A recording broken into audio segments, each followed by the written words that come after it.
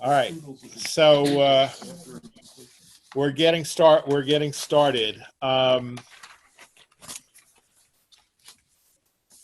So basically, 2 weeks ago, we more or less went through the various some Orthodox perspectives on halacha, and we started to get into some conservative perspectives. So I'm going to more or less go over Schechter again. Having said that,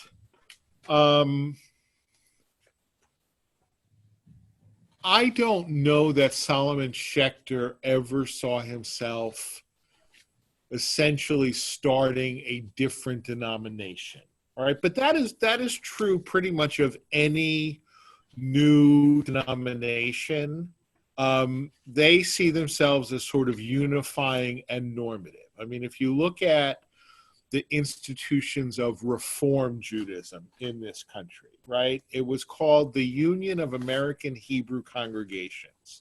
It didn't become the Union for Reform Judaism until the 1990s or early 2000s, something like that. And the Rabbinic Association is the Central Conference of American Rabbis, and the Rabbinical School is the Hebrew Union College. And similarly for Schechter, right, he started the Jewish Theological Seminary. It doesn't say the Conservative Jewish Theological Seminary, right? And the United Synagogue of America. Now, interestingly enough, because Schechter came here from the UK, they also have a United Synagogue in the UK, right? But in the UK, the United Synagogue represents sort of centrist or modern Orthodoxy. But he definitely modeled it after the United Synagogue, and if you look at the original documents, the founding documents of the United Synagogue, it basically, I don't remember the exact wording, but it basically says we seek to embrace all elements that are essentially traditional, that are essentially loyal to traditional Judaism, and we do not endorse any innovations made by any particular constituent congregation.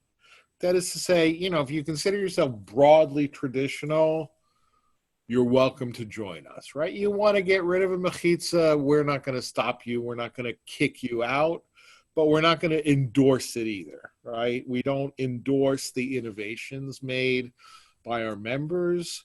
But we're not going to go on sort of ideological witch hunts either, right? So, and the fact of the matter is that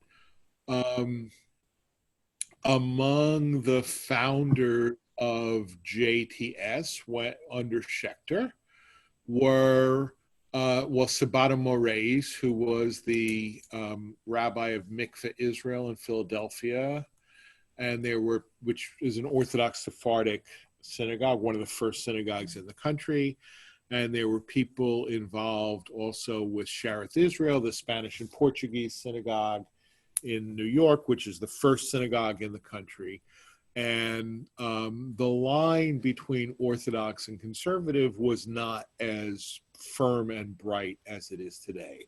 As an example, the first graduate of JTS was Joseph Hertz, who went on to become the chief rabbi of the UK. And the Hertz Chumash that conservative synagogues universally used until Eitz Chaim came out in the late 90s, right? The Hertz Chumash is it's an Orthodox Chumash, and he was a graduate of JTS, but it wasn't, the lines were not as sharply drawn as they subsequently became. But Schechter's halachic theory was that the determination of the halacha was the province not only of the sages or of the rabbis, but also of the term that he used was Catholic Israel. Okay, Catholic not in the sense of Roman Catholic. Small C. Small, well, a big C, but not a huge C. But not a U, right? He wasn't what he meant, Catholic in the sense of universal. Right? And that it's not just the rabbis who determine halacha, it's the Jewish people who determine halacha.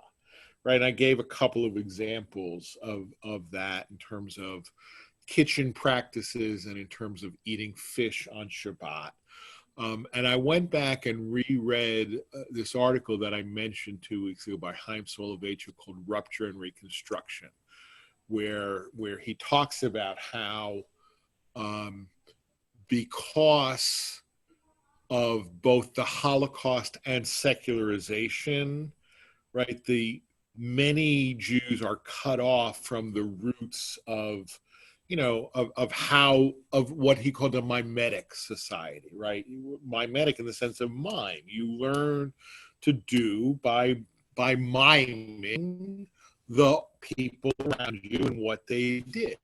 And actually on Shabbat and the whole apparatus of separate sponges and separate dish towels and so on, so were the 2 first things that he mentioned in that article, as a matter of fact. But to give you just an example of how Catholic Israel does determine practice, there's a wonderful sugya, a discussion in the Talmud in Tractate Psachim,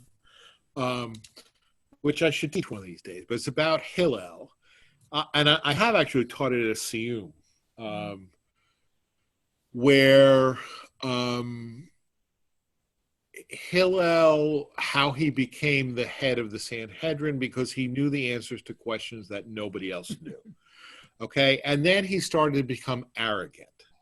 Okay, so they asked him a question, and they said, what happens if, all right, so it's a little complicated, but the Paschal lamb is sacrificed on Shabbat. Okay, the Paschal lamb is sacrificed even on Shabbat. If the Erev Pesach is Shabbat, you still sacrifice the Paschal lamb. Just like, for example, if the 8th day of a baby boy's life is Shabbat, the bris is still on Shabbat. Right? So the actual slaughter overrides Shabbat, just like the actual bris overrides Shabbat. Right? Schlepping the equipment does not override Shabbat. That has to be in place before Shabbat starts. So the question that they asked him was, what happens if they forgot to bring the knife before Shabbat? And he didn't know. God sort of took his learning away from him for his arrogance. But his answer was, Hanichu lahem liyisrael. Okay, leave it to Israel. Im lo nevi'im hem b'nei nevi'im hem. If they're not prophets, they're children of prophets.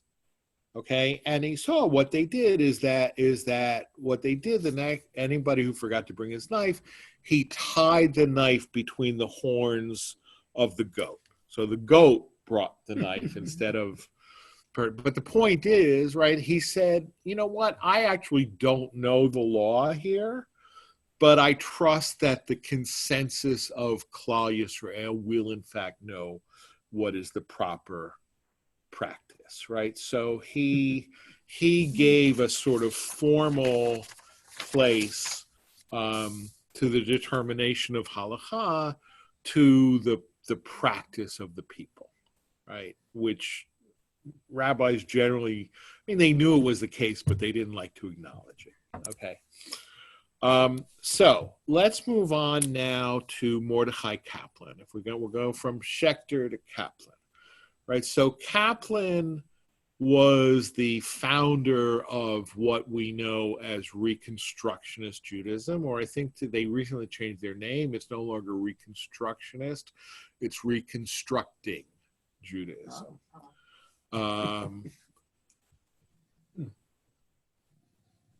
But, as I said with Schechter, that the border between Orthodox and conservative was not as firm as it is today. The border between conservative and Reconstructionists was not as firm as it is today either. I mean, Kaplan was a graduate of JTS. Okay, and speaking of also the border between conservative and Orthodox having been rather porous, early in his career, Kaplan functioned as an Orthodox rabbi. He was the founder of the Young Israel movement. Okay, now you will not find on their website Young Israel founded by Rabbi Mordechai Kaplan, right? But he was the founder of Young Israel. He was also the founder of the Jewish Center, which is sort of the flagship modern Orthodox congregation in New York City. All right. And he spent almost his entire career as a faculty member at JTS. Okay, and was to his dying day, and he lived to be like 103. To his dying day, he was a member of the Rabbinical Assembly, which is the professional association of conservative rabbis. So Reconstructionism didn't really become its own denomination. It was a school of thought.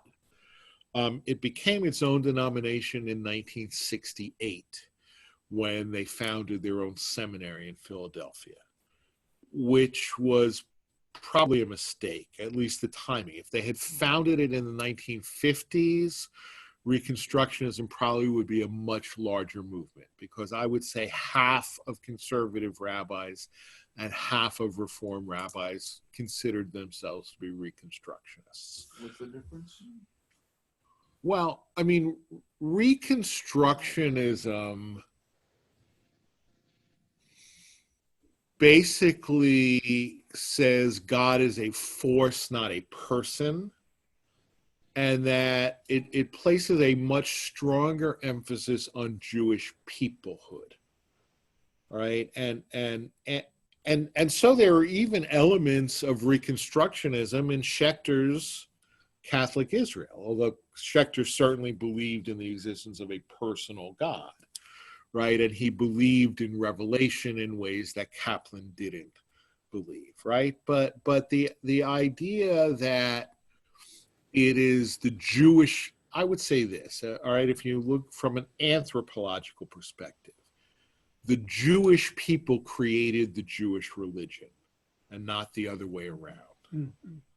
Okay, but once Reconstructionism became its own distinct denomination, you could no longer really say I'm a conservative rabbi who's a Reconstructionist, right? You couldn't do it because you were identifying yourself with a different movement, and so you will find there are very few who are still alive, right? But certainly conservative rabbis who ordained in the 40s, 50s, early 60s called themselves Reconstructionists with no difficulty.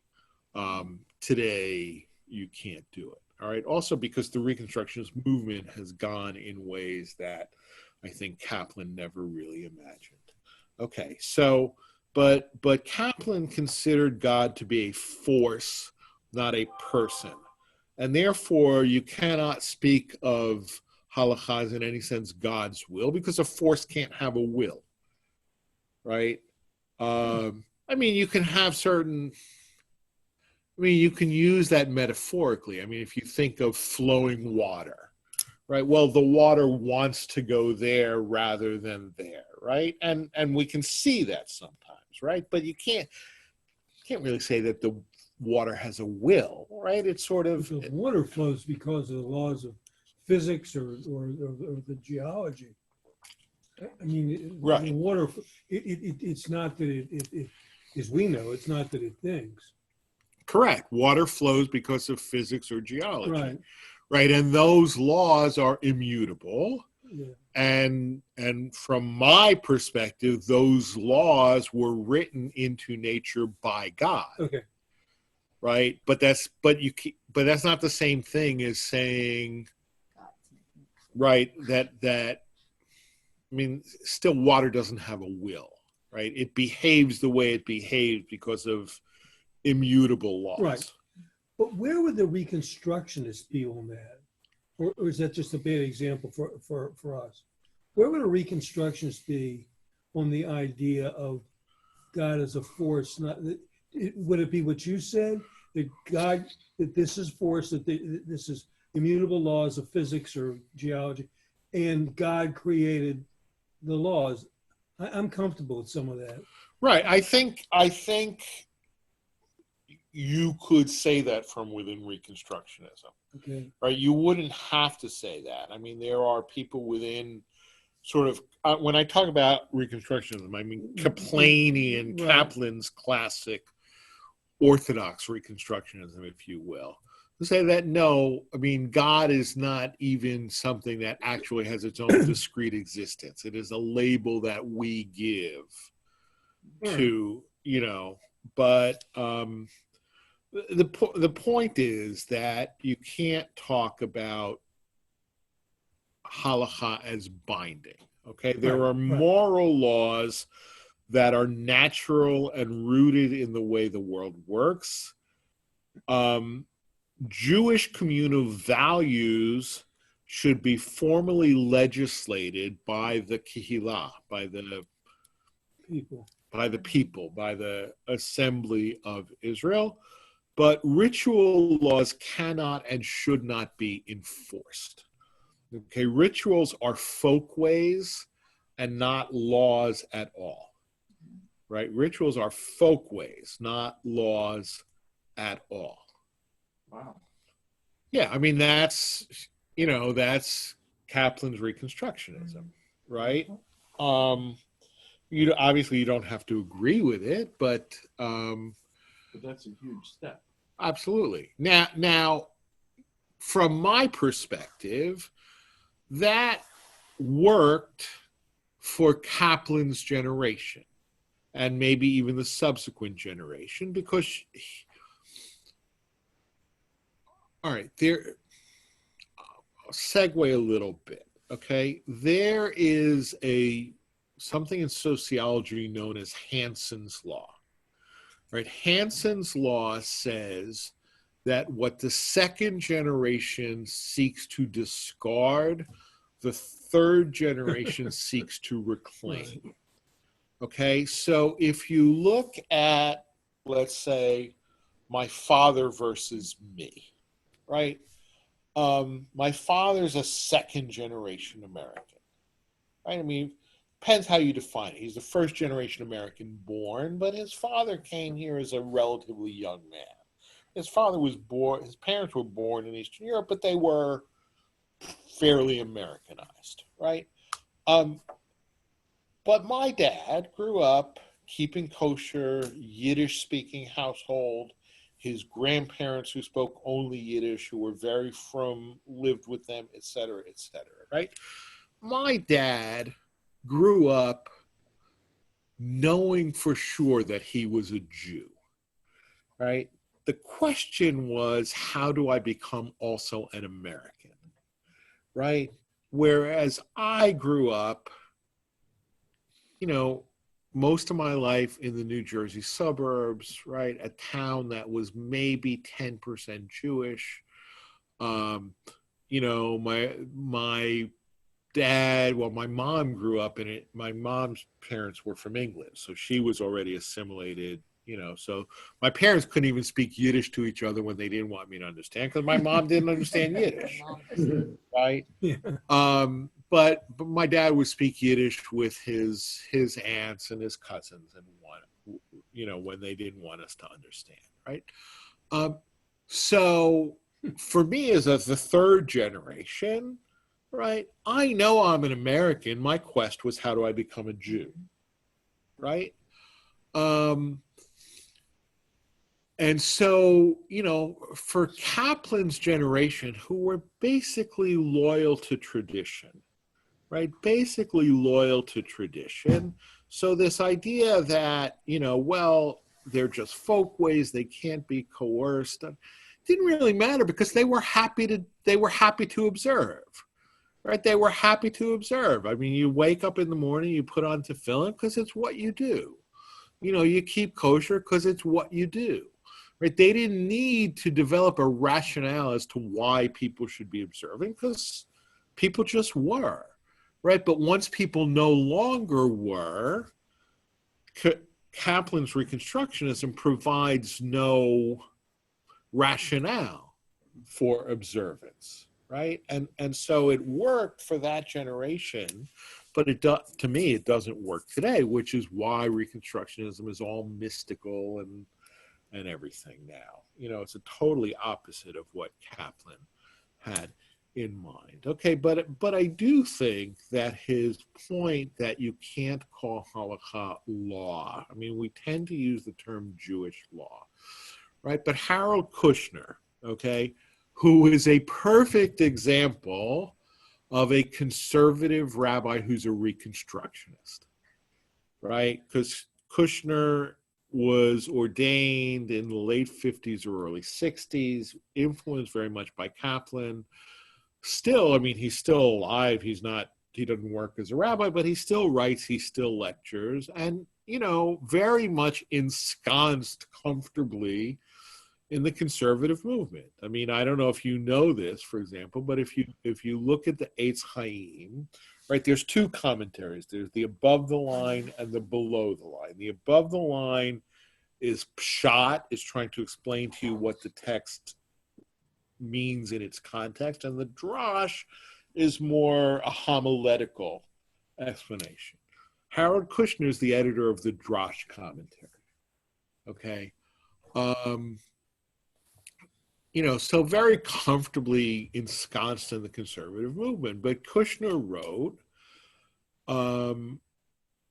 that it is a mistake to call halacha Jewish law because law is enforced, right? I mean, we used to believe that at least until 2017, right? But law implies the ability to enforce, right? And the Jewish community has no ability to enforce the law anymore, right? Certainly not outside the context of Orthodox communities, right? Orthodox communities still have, Orthodox communities don't have any legal or formal coercive power, but they still have social coercive power. Mm-hmm. Right? I mean, if you want to be part of our community, this is what you do. And if you don't do it, you are discreet about it. Okay? You don't advertise the fact that you are non-conforming, right? So if you are part of an Orthodox community and let's say you eat dairy in a non-kosher restaurant, right? Which is officially verboten in Orthodox practice, okay? So I live in Baltimore, I eat out.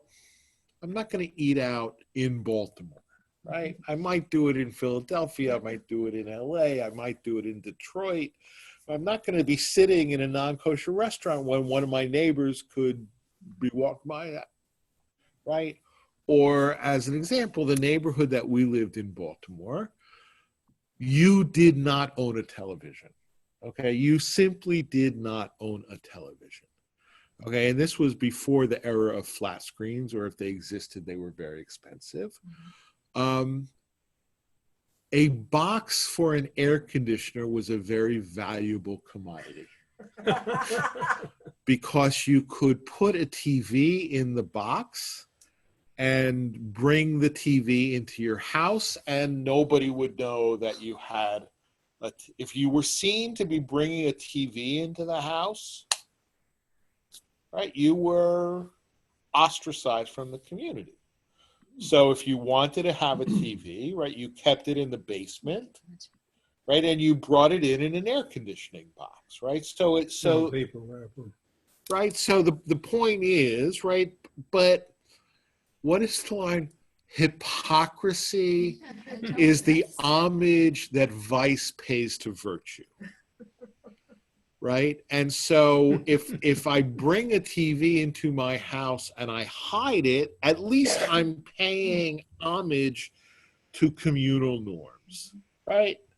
I don't advocate or not advocate, right? Because the whole idea is foreign to us, right? I mean, I'm trying to think, is there anything that somebody could do where we would say this person will no longer be given an aliyah by us?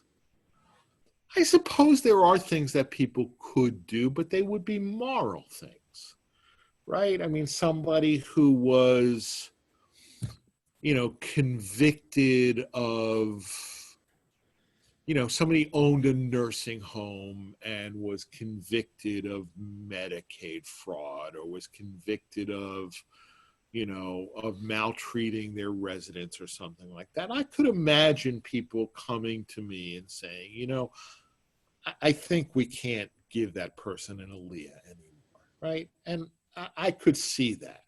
I can't imagine, anybody coming to me and saying, so-and-so posted on Facebook about the crab fest that they held, right? To use a not made up example, right? And I don't think somebody who not only eats crabs, but brags about how many crabs they eat and invites dozens of other Jews to eat crabs with them should get an aliyah, right? That's just not. So when the Menachem, the sofer who is in jail still. Yeah, I think he's still there. When that happened, I told Judy, the executive director at the time, that I did not want to be buying lulav and esrog from him. Right, absolutely. And she argued with me and said, but his brother is there and he's such a nice man. And I said, I just don't want any of my money going to that store, to that man, to that family, because it's inappropriate if it's something Jewish. Right. And she had to find a different source. I mean, she and the rabbi talked about it. Right. They found it, but that would be an example. The equivalent of not calling somebody up for an aliyah, right? You ostracize them to the point that they're, that you shun them. Right. They're no longer a member of your community. Correct. Right. And we would do that, but I think for moral offenses, certainly not for ritual offenses. Now there, of course, if we're talking about a specifically ritual thing, right? In other words, like, all right, so I eat dairy out and I make no bones about it, right? Nobody cares. Oh, you didn't say that, did you? What? I eat dairy out and I make no bones about it. Oh, gosh. But you know what? If somebody saw me eating non-kosher meat in a restaurant, right? Now, whether you could say, well, the rabbi should be fired for that, I don't know, but whatever. But I think it would be reasonable to say we can't trust his kashrut supervision anymore, right? I mean, I think that there is a certain level of observance demanded, right? But that would be true of anybody. I mean, we don't have, but there are congregations that have members who are formally appointed as mashgichim, right? And I think it would be untenable to have a mashgiach who didn't keep kosher, right? Now, there are people who would say no, because the job is to know the laws and to make sure they're enforced, and whether you personally observe them or not is irrelevant. You could make that argument. I would not buy it, but you could. When my father died, We were the closest shul that we went to was Orthodox, and so my brother wanted to. We were very young, and he wanted to lead services. And the Orthodox rabbi said, only if you promise to be observant from now on. And my brother said, okay. And to this day, he is kosher and totally observant because he made that. I mean, that's what the Orthodox rabbis would, they see it as an opportunity. To say this from now forward. All right. So anyway, so that's, about the question of halacha as Jewish law. All right. So I want to talk Robert Gordis, who is a well-known figure in the conservative movement from the 50s through the 80s, maybe even the 90s. He rewrote Schechter's Catholic Israel, which he called the consensus of the concerned. Okay, now why the consensus of the concerned, right? Because, again, in Schechter's time, right, so that was like a generation before Kaplan, right? And I said, we worked for Kaplan because people were basically observant, right? And you could say in Schechter's time, the Jewish people knows what the law is because the Jewish people are basically observant. Right? You can't say that today, right? I mean, in an Orthodox community, you can ask, what are the kashrut norms in this community? Right? You could ask that question. What are the kashrut norms in our community? All over. It's a meaningless question, right? It's a meaningless question, right? Because I don't know what percentage of the members of our community keep kosher at all, right? So, if we simply, let's survey the practice of the community and determine what's kosher. Pork is kosher. Shrimp is kosher. He's saying if you ask the people what they're If you eating, ask them, Right. what are if we you let eating, them what decide eat. that, That's you're right, of course, on that. But then you have we giggle about the hypocrisy in the Orthodox community in Baltimore. However, the norm might be, or what you think it should be, would be what you consider kosher at a meal here in the synagogue, and that would be what it should be for kosher, Right. because that's what's done in our synagogue. Right. But yes. And I mean, but Kaplan would be fine with that. Kaplan would say that the community has a right to legislate Right, I got it. for what happens. So he does have a big C Catholic. Right. But that's not the same thing, and having said that, maybe, I mean, it's an interesting point. I mean, I have a tendency, frankly, to discount the input of people on ritual matters about which they are unobservant. Right. Right? But, it's an interesting question, right? I mean, for sure that's the case of services, right? People say, well, services are too long, right? Well, if they were an hour shorter, would you come? No, but they're too long. Well, why do I care what you think? Right? Yeah, that's an example. If they said, yes, I would. If they said, yes, I'd come if they were an hour shorter, Let's look into it. I'd look into it, right? But That's not why they don't. if you're not going to come, why do you care if services are 2.5 hours, 3 hours, what does it matter? Because on the rare occasions when they do come, or when they come or I come, Right. then you say, but they can decide how long the services are. that's right. Right. That's They right. can That's come right. in an hour But before so the anyway, work is so- done, Some or an people hour come and a So half for before it's so done. for What you want. Gordis, right, Catholic Israel is the consensus of the concerned, All right. right? Which I think is the way I operate, right? I mean, if you are basically the concerned, right, and it doesn't mean that you're necessarily fully observant, right? I mean, look, frankly, we have, right, people in our congregation who have non-Jewish spouses, right, but who nevertheless are among the more observant members of the community, among the more knowledgeable members of the community, et cetera, et cetera. I have serious regard for the input that they give. right? Even though, if in a different generation, right, being married to a non-Jew would have immediately put you outside the community, right? But that's not the sociological reality anymore.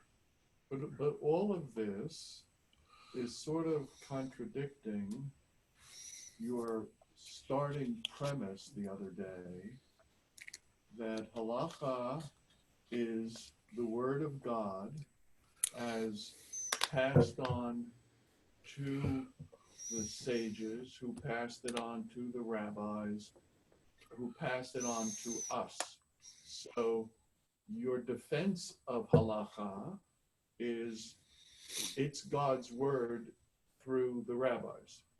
And now we're saying that halacha it's okay for it to be evolutionary, and the people can participate in the decisions of what is halacha, because once you buy into that, then you sort of undercut the infallibility of halacha itself, because now we have examples of where the people get to tweak. Okay, but the infallibility of halacha itself is a principle only for ultra-Orthodoxy, right? In other words, that for the ultra-Orthodox, God guides the rabbis and preserves them from error.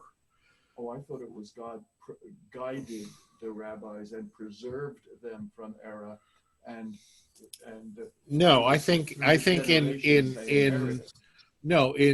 modern Orthodoxy and conservative Judaism, the rabbis can err, but their authority is nevertheless there, at least pragmatically, because that's what you have, right? That's what you have. But it is a fine interplay, because like that reading that we read sometimes on Friday night, right? There is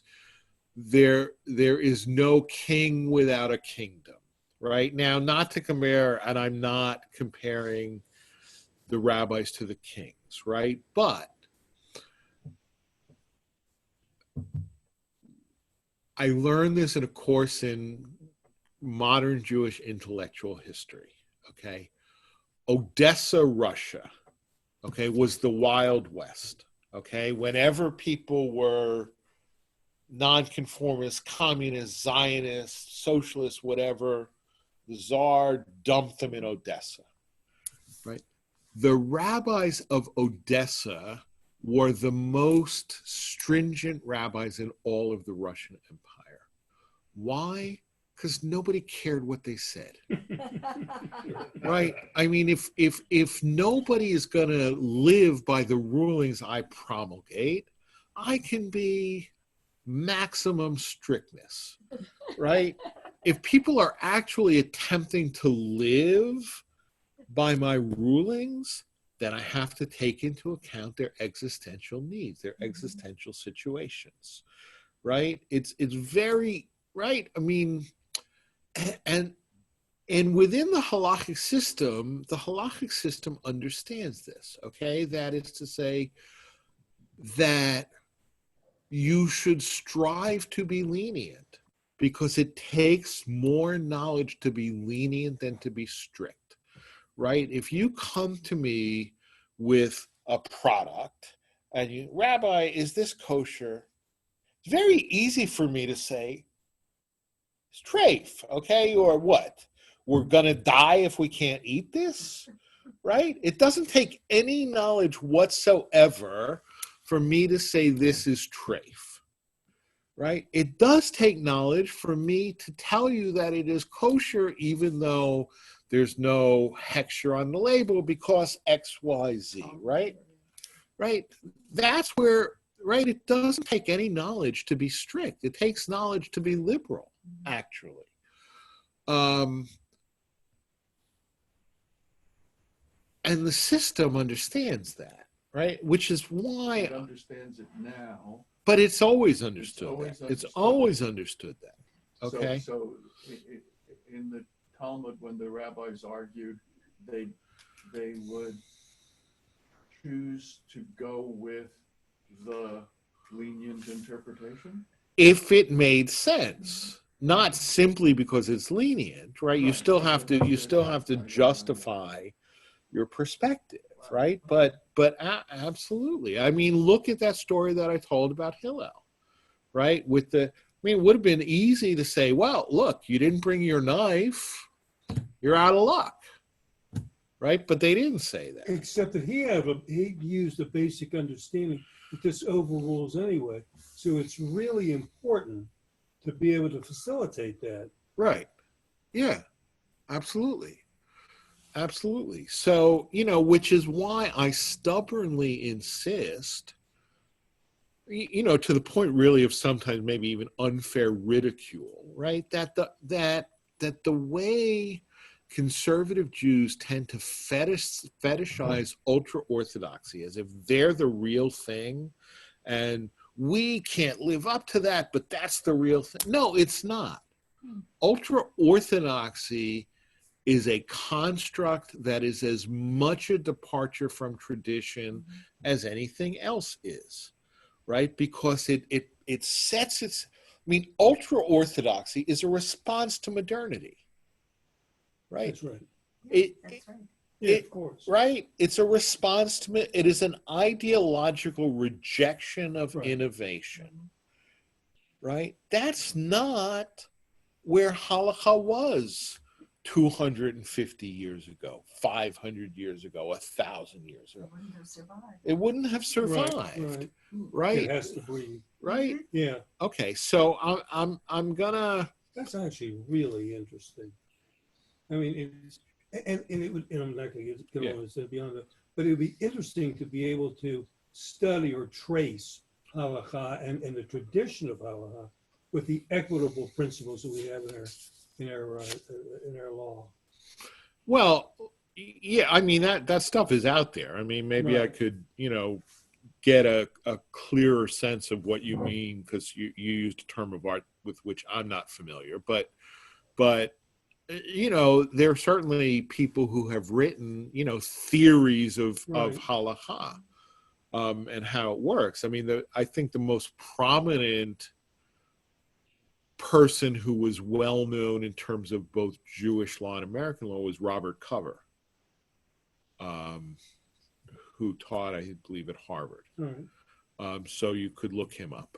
Robert Cover, C-O-V-E-R. C-O-V-E-R. All right, so I want one last theory, and then we'll take a look at how a responsum actually is written. Okay, Neil Gilman, who passed away recently, professor of philosophy at JTS. And much of what I know about theology, I know from Gilman. Okay, Gilman spoke of halacha as the covenantal myth of the Jewish, the Torah is the covenantal myth of the Jewish people. By myth, he didn't mean that it was fake or made up or false, right? A myth is the sort of guiding story by which a society organizes its life, okay? And we obey the mitzvot because they add meaning to our lives, right? Not because God is going to zap us, right? But the mitzvot add meaning to our lives. And here is another thing that he said, which I think is very true, that when we talk about the community, it's really a series of overlapping mini communities, right? And I think that that's true. In other words, right, Kehilat Shalom is a mini community.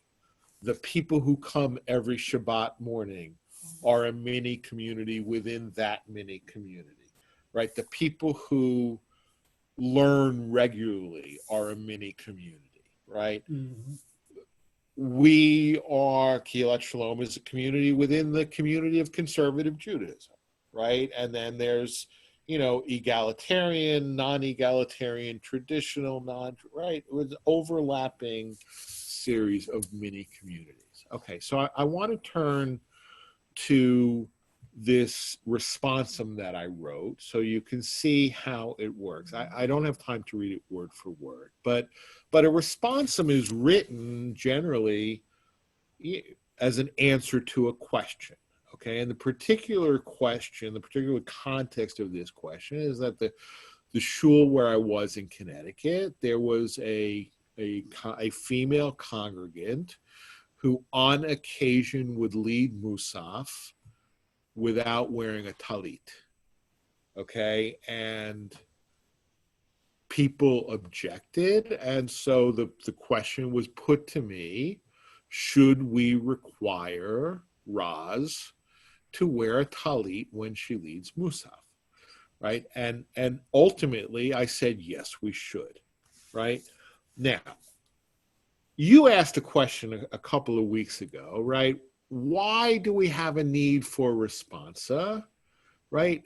If there are all these codes and everything, just open the book and look there, right? Well, I didn't realize it, but my first paragraph answers that question, right? Well, what your first paragraph does is it shows that workarounds are acceptable when culturally accepted. So you have the religion, and we learned at this table that the religion is what the rabbis say the Torah says, right, means, and you can't argue with that because that's the word of God as put out by the rabbis. And then you have the simple fact in your first paragraph, but they never considered this because it would have been unacceptable at the time, Right. Yeah.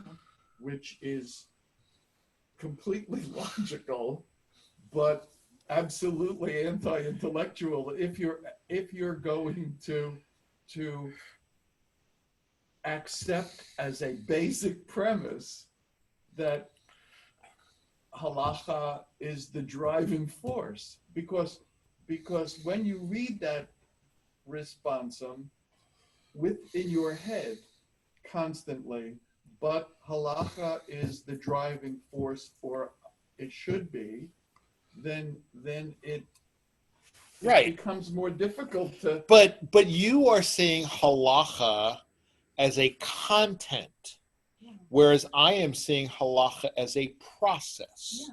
Yeah, I was not seeing it as a process. It's a I was process. seeing it as When I that read which it, that's exists, what I- that It's has the history, it's that's out there. it's a process, right?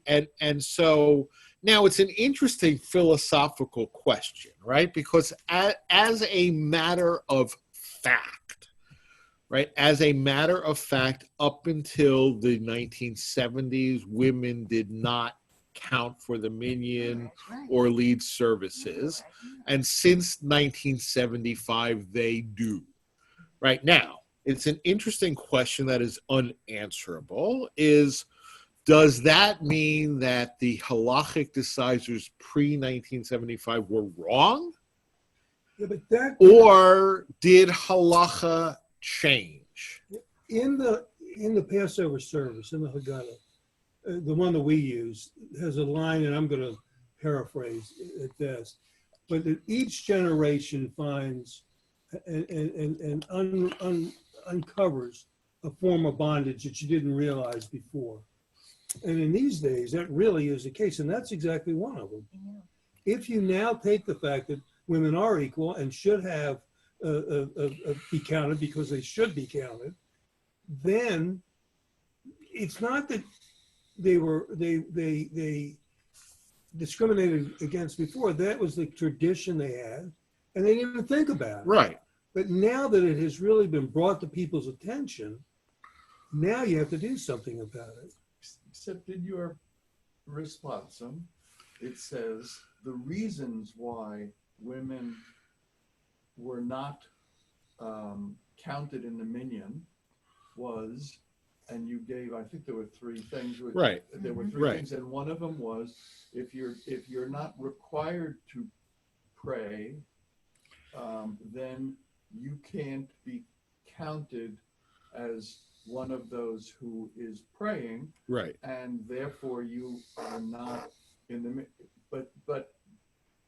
But if you value that set of, this is why it was how it was. Right. What's not in the responsum is, and today it's okay because.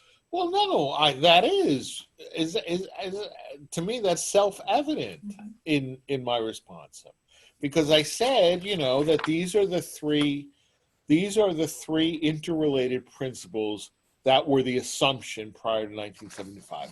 Women are exempt from the requirement to pray at stated times.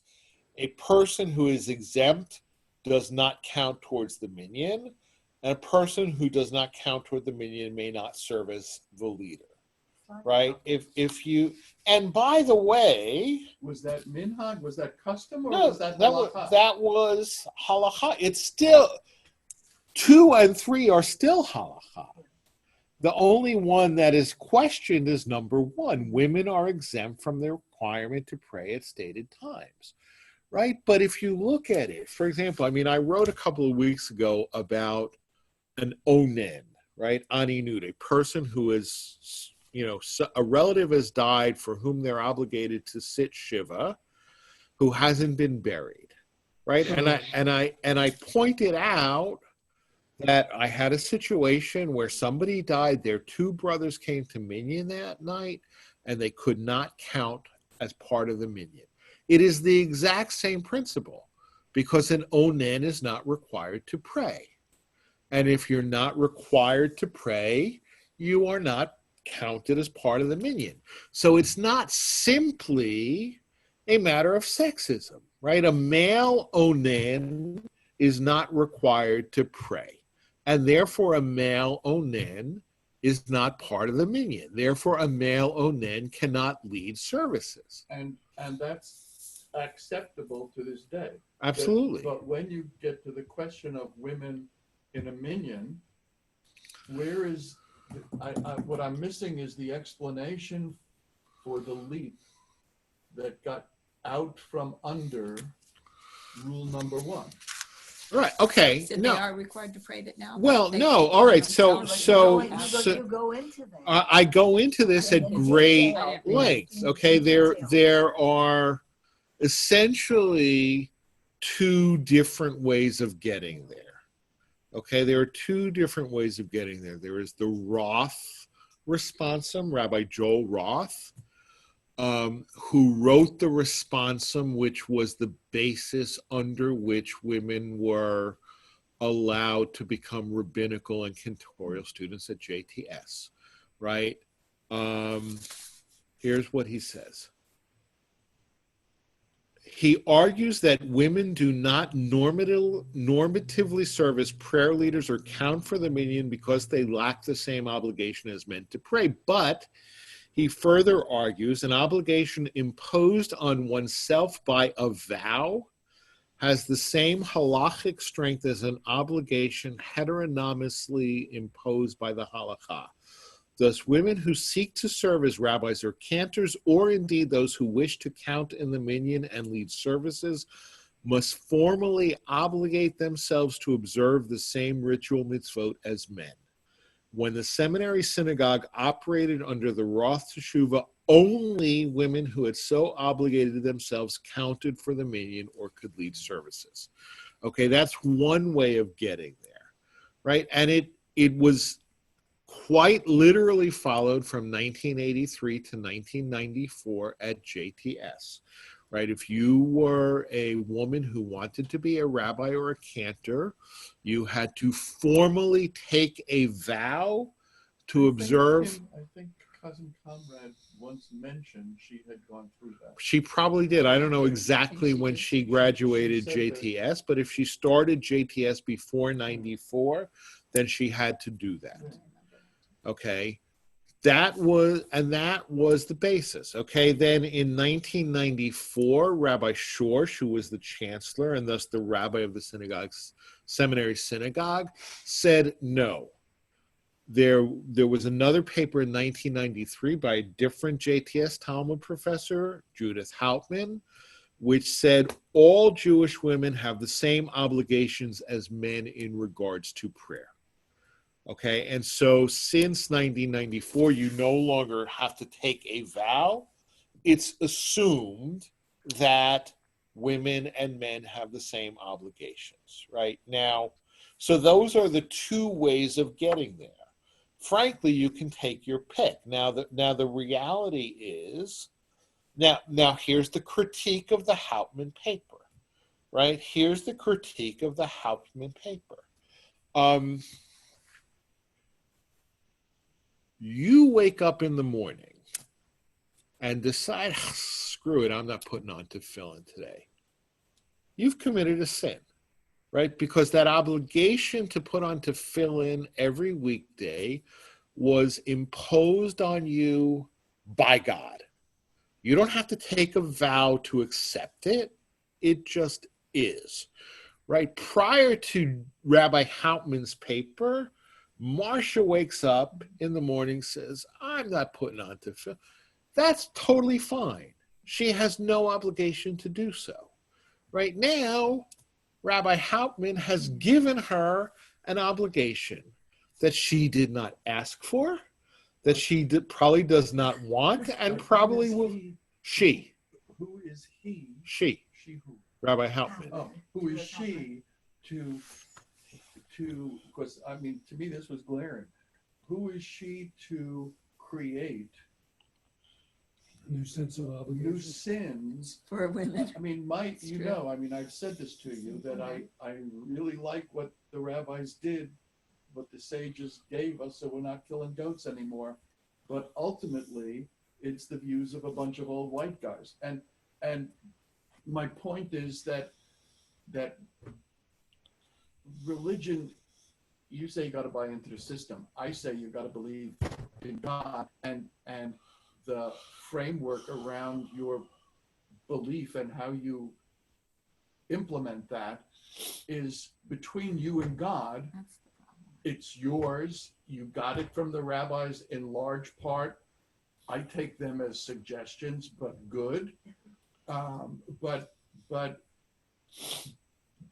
that part where you made her, where the rabbi made her a sinner, if we're going to count, that's where it's the logical place that workaround takes you, and it shows the inanity of the workaround.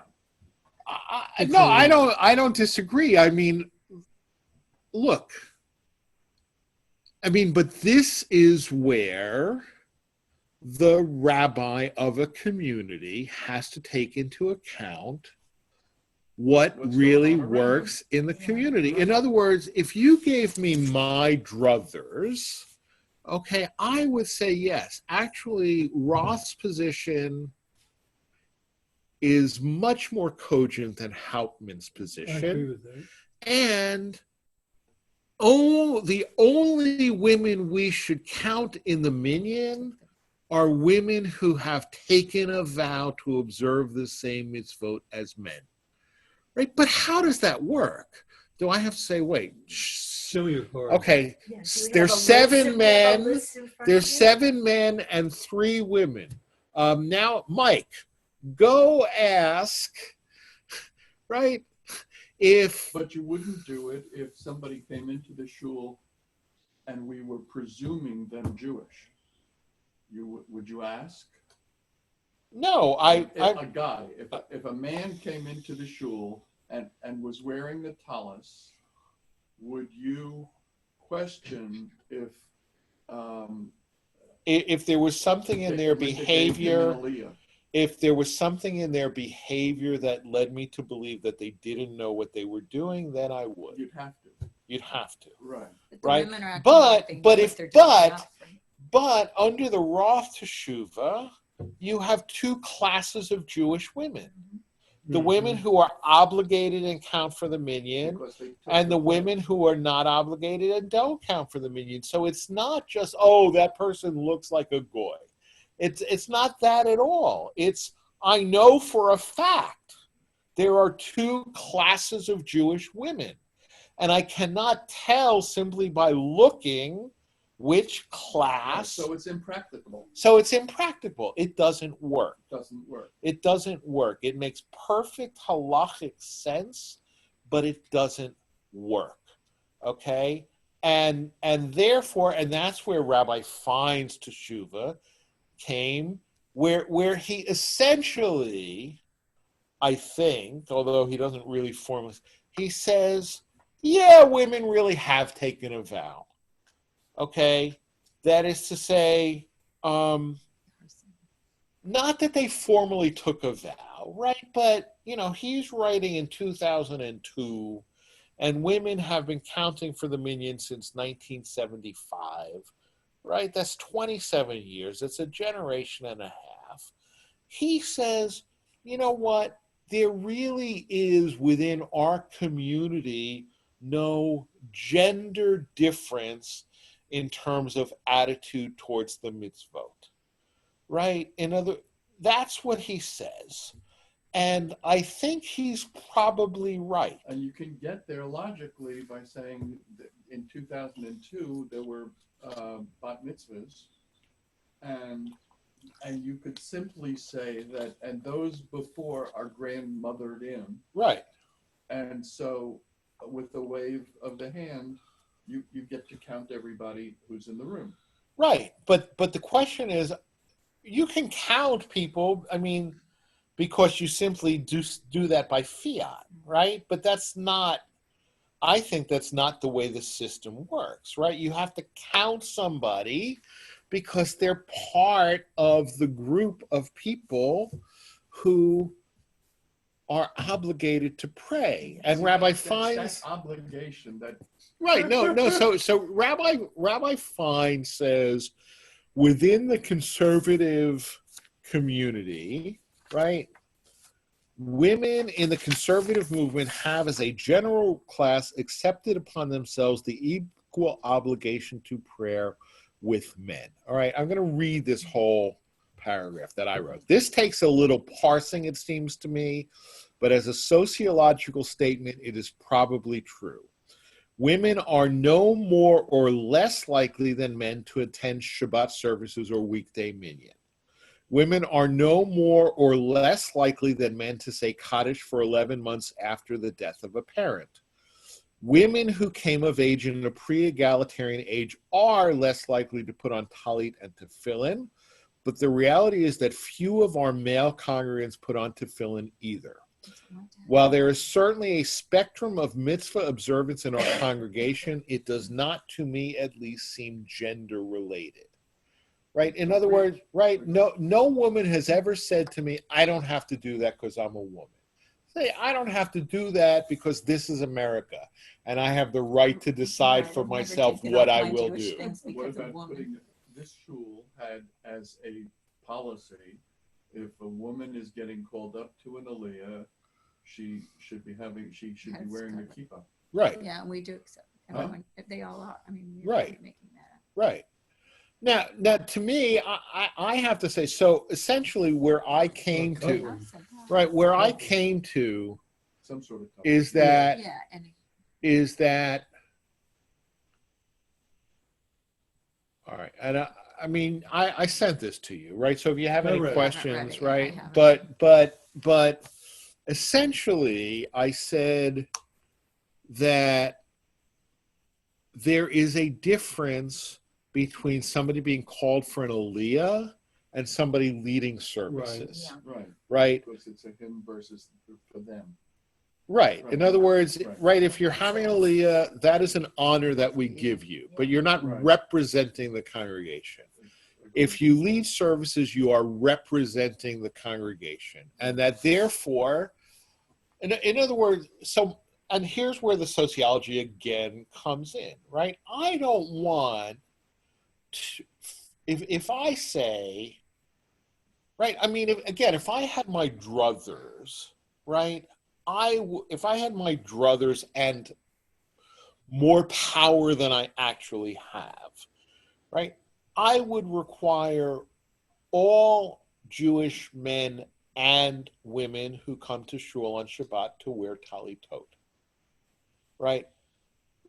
My fear is that if I try to force women, particularly older women, to wear talitot, they would not come rather than wear a talit because it's just not what they're used to. They're not comfortable, right? What is gained by essentially putting in a requirement that will result in people staying away? Agreed. Right? But I am comfortable saying if you want to lead services, you have to wear a talit. And in fact, that is the practice that we follow. I don't know that we've codified it anywhere, but I've never seen a woman lead a part of the service without wearing a talit.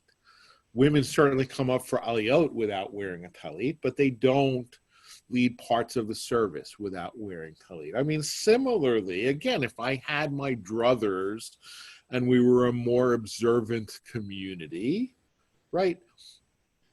And you came to Sunday Minyan, male or female, I would not let you have an aliyah if you're not wearing tefillin. Correct. Right? But again, it's not practical. It's not practical. Right? I mean, people come, we're going to start saying, oh, but we don't, it's just not practical. But you would require certainly the tefillin if somebody wanted to lead the service. Absolutely. Yeah. Absolutely. Agreed. Yeah. My only hang up is the need to get around the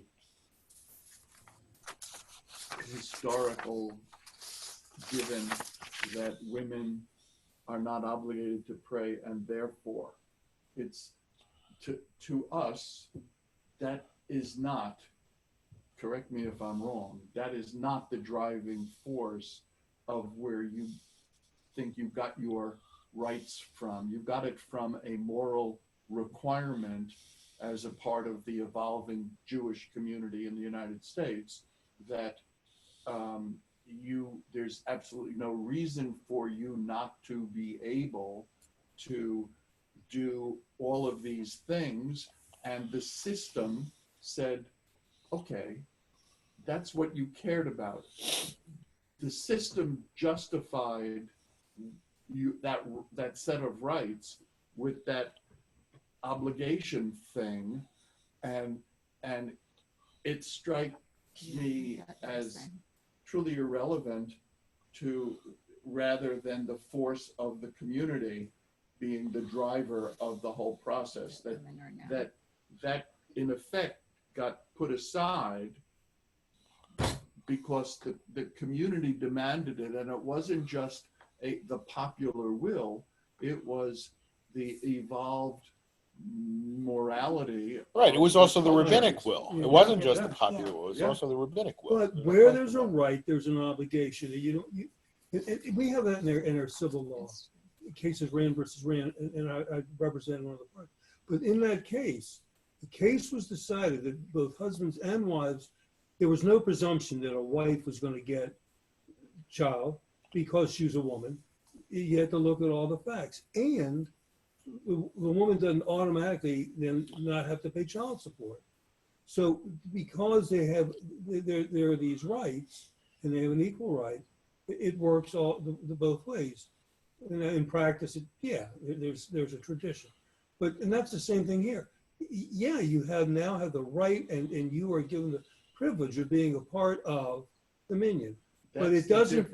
That's the difference. Oh, yeah. Is using the word privilege that we're rather than special. obligation, which then imposes a sin if you don't play by the rule. But it's a that's sin it. to the men if Yeah. they're not doing tefillin. So if we really want to be there, then it's our sin. Well, That's how it's I up see to it. you. Say you don't wear Right. tefillin. You're like my dad never wore it. So he's right.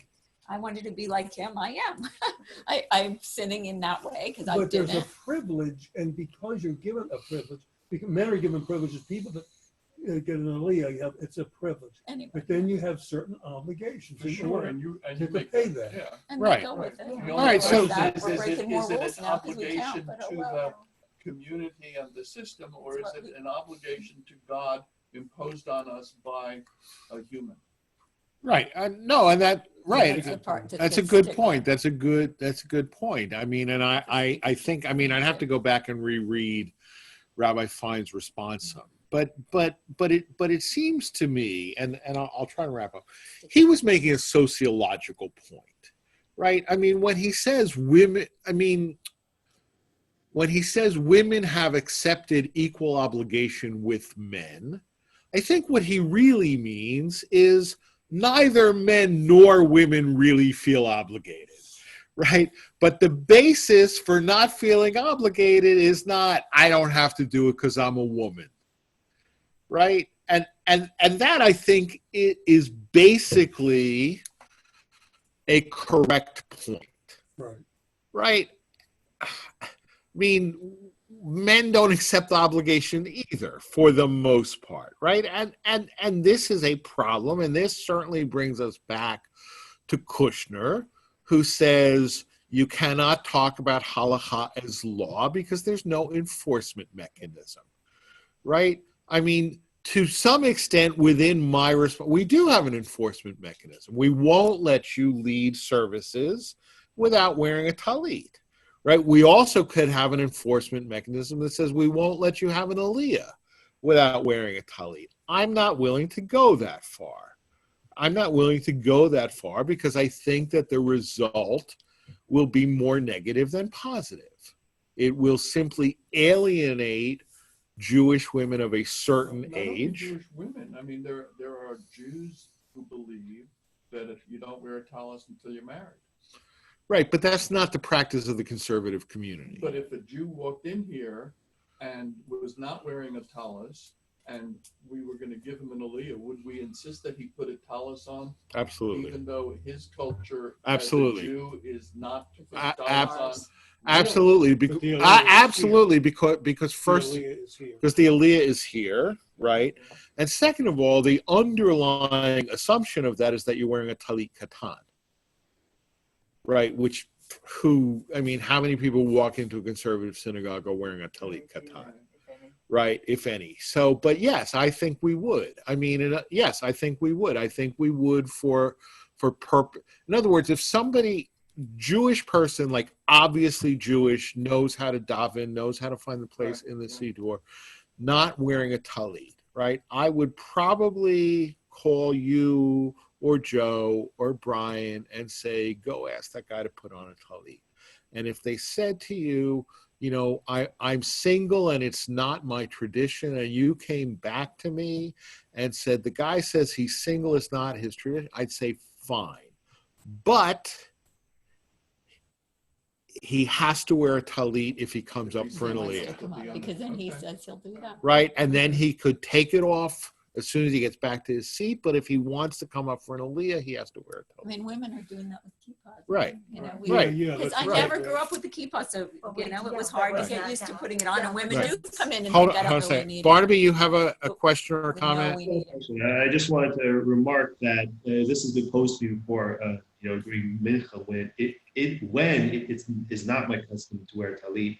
Right. Is they just give a simple answer. It's the custom of the congregation, and if the bacher is actually knowledgeable, they'll say, well, oh yes, Right. it's mincha makom, and he'll put on the talit out of Right. respect. Who Absolutely. would argue? Right. He just said who would argue about Right. putting it on. Right. So- No, he said that, but if you're knowledgeable enough to have your own sort of distinct custom, you're also knowledgeable enough to know that the custom of the congregation It's important. prevails, That's what he just and said. that you should defer to the custom of the congregation. Absolutely. Is that more a correct paraphrase, more or less? Basically. Yeah. Okay. Okay. All right. We're going to stop here. Barnaby, great to see Yeah, you. good to see you, Good Barnaby. to Yeah. be with you, All Barnaby. right. Be well. Yeah. So I was Bye-bye. at- I was at God, and